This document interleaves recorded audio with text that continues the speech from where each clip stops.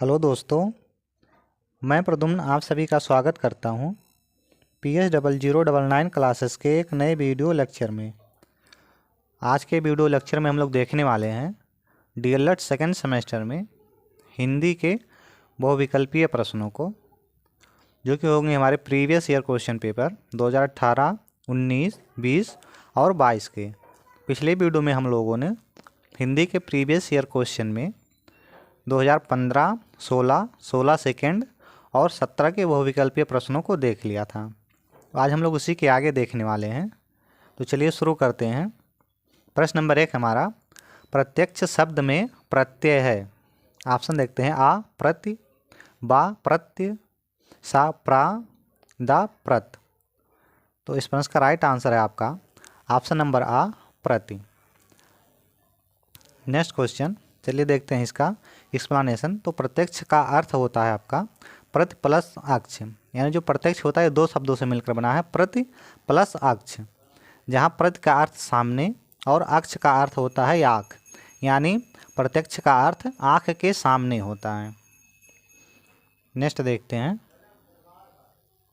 प्रश्न नंबर 2 है, पूर्ण विराम का प्रयोग किया जाता है, यानी कहाँ किया जाता है। ऑप्शन देखते हैं। आ वाक्य के प्रारंभ में, बा वाक्य के मध्य में, सा वाक्य के अंत में, दा रेखा के रूप में। तो पूर्ण विराम का जो प्रयोग किया जाता है वाक्य के अंत में किया जाता है।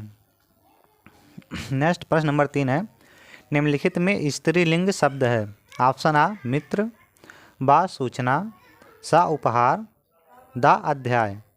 तो स्त्रीलिंग शब्द इनमें से जो है वो आपका होता है सूचना, ऑप्शन नंबर बा।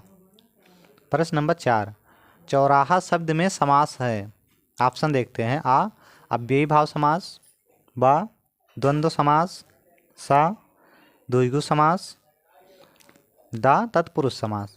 तो चौराहा शब्द में जो आपका समास है वो आपका है द्विगु समास, यानी कि जिस पद में जो पहला पद होगा वो संख्यावाची होगा, तो उसको हम लोग बोलते हैं द्विगु समास।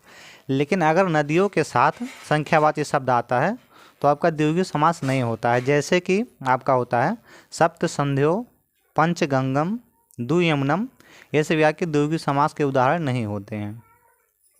प्रश्न नंबर 5 है, कोई खड़ा है, इस वाक्य में प्रयुक्त कोई किस प्रकार का सर्वनाम है। ऑप्शन आपका है। आ निश्चयवाचक, बा प्रश्नवाचक, सा निजवाचक, दा अनिश्चयवाचक।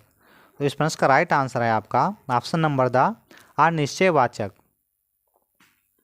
नेक्स्ट हमारा यहाँ से शुरू होता है 2019 के बहुविकल्पीय प्रश्न। प्रश्न नंबर 1 है, मरकट का पर्यायवाची शब्द है। ऑप्शन आ पानी, बा पुत्र, सा मित्र, दा बंदर। तो मरकट का जो पर्यायवाची होता है वो आपका होता है बंदर, ऑप्शन नंबर दा। प्रश्न नंबर 2 है, फा का उच्चारण स्थान है। ऑप्शन देखते हैं। आ कंठ, बा ओष्ठ, सा तालव्य, दा मूर्धन्य। तो फा का उच्चारण स्थान आपका होता है ओष्ठ होता है। कंठ आपका होता है कावर का उच्चारण, यानी जो कावर का उच्चारण होता है वो कंठ से होता है। तालव्य का उच्चारण चावर्ग का होता है, और मूर्धन्य जिसको हम लोग बोलते हैं, तो ये पेट चरुआ सा जिसको हम लोग बोलते हैं, उसका उच्चारण होता है। प्रश्न नंबर 3 है, कवि का स्त्रीलिंग है। ऑप्शन देखते हैं। आ कवित्री, बा कवियत्री, सा कवयित्री, दा कवियत्री। तो कवि का स्त्रीलिंग जो होता है वो आपका होता है कवयित्री, यानी ऑप्शन नंबर सा। प्रश्न नंबर 4, व्याकरण में वचन का सही अर्थ है। ऑप्शन देखते हैं। आ प्रतीक्षा, बा संख्या, सा बोली, दा भाषा। तो जो व्याकरण में वचन का सही अर्थ होता है वो आपका होता है संख्या से, ऑप्शन नंबर बा। प्रश्न नंबर 5, निम्नलिखित में जातिवाचक संज्ञा है। ऑप्शन देखते हैं। आ पुस्तक, बा ममता, सा अच्छाई, दा रमेश। तो जातिवाचक संज्ञा जो आपका है इसमें वो है आपका पुस्तक, ऑप्शन नंबर आ। जातिवाचक संज्ञा जिसे हम लोग कॉमन नाउन बोलते हैं। दूसरा ऑप्शन देखते हैं। बा और सा ये आपका है भाववाचक संज्ञा, रमेश आपका होता है व्यक्तिवाचक संज्ञा। नेक्स्ट हमारा यहाँ से शुरू होता है 2020 के अति लघु उत्तरीय प्रश्न। प्रश्न नंबर 1 है, मौन वाचन का उद्देश्य है। ऑप्शन देखते हैं। आ वाचन गति का विकास, बा पठित सामग्री का अधिग्रहण, शा वाचन का अभ्यास, दा आ और बा दोनों। तो इस प्रश्न का राइट आंसर है आपका ऑप्शन नंबर दा आ और बा दोनों, यानी कि वाचन गति का विकास और पठित सामग्री का अधिग्रहण ये मौन वाचन का उद्देश्य होता है। प्रश्न नंबर 2 है, जो शब्दांश किसी शब्द के आदि से निकलकर उसके अर्थ को बदल देता है वह कहलाता है।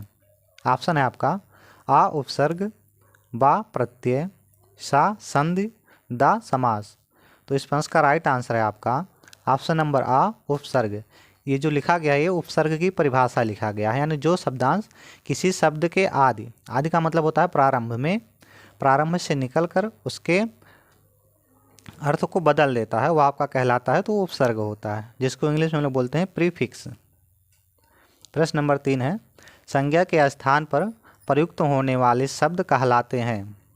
ऑप्शन देखते हैं आ संज्ञा, बा सर्वनाम, सा विशेषण, दा क्रिया।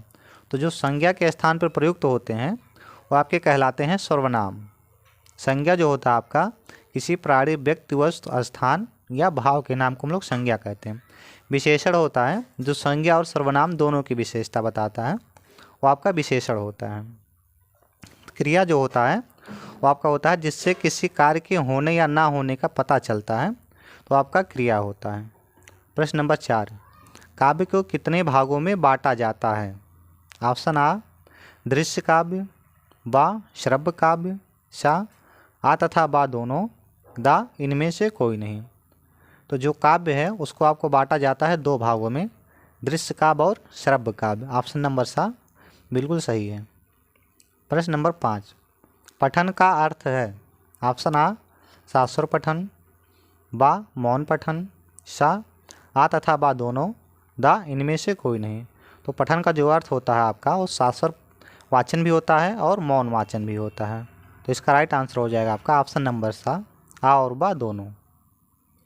नेक्स्ट अब हमारे यहाँ से शुरू होता है 2022 के बहुविकल्पीय प्रश्न। प्रश्न नंबर 1 है, किस प्रणाली में छात्रों में सक्रियता बनी रहती है।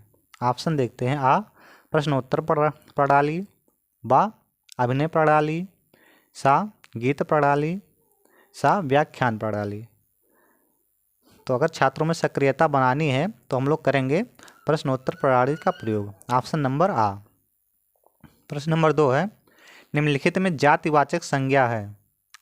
क्वेश्चन रिपीट हुआ है। ऑप्शन देखते हैं आ पुस्तक, बा ममता, सा अच्छाई, दा रमेश।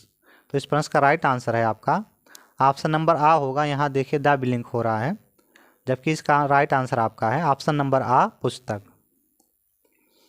नेक्स्ट क्वेश्चन नंबर 3, भूतकाल के कितने भेद होते हैं। तो भूतकाल के जो टोटल भेद होते हैं वो आपके 6 भेद होते हैं, जो आपके इस प्रकार हैं। भूतकाल के 6 भेद, पहला सामान्य भूतकाल, दूसरा आपका आसन भूतकाल, तीसरा पूर्व भूतकाल, ये सभी आपके होते हैं भूतकाल के प्रकार। ये हैं टोटल 6। प्रश्न नंबर 4 है, जागृत शब्द का विलोम। ऑप्शन आ है विसुप्त, बा सुसुप्त, सा शयन, दा चेतना। तो जागृत का जो विलोम होता है वो आपका होता है सुसुप्त। ऑप्शन नंबर बा। नेक्स्ट प्रश्न नंबर 5 है, बच्चों की शिक्षा ग्रहण करने के मार्ग में बाधा होने वाले भाव होते हैं, यानी कौन से भाव होते हैं। ऑप्शन आ संकोच, बा झिझक, सा शर्मीला होना, दा उपयुक्त सभी। तो इस प्रश्न का राइट आंसर है आपका ऑप्शन नंबर दा उपयुक्त सभी। यानी बच्चे के जो मार्ग में बाधा उत्पन्न होने वाले भाव होते हैं वो संकोच भी होता है, झिझक भी होता है और शर्मीला होना, ये सभी होता है।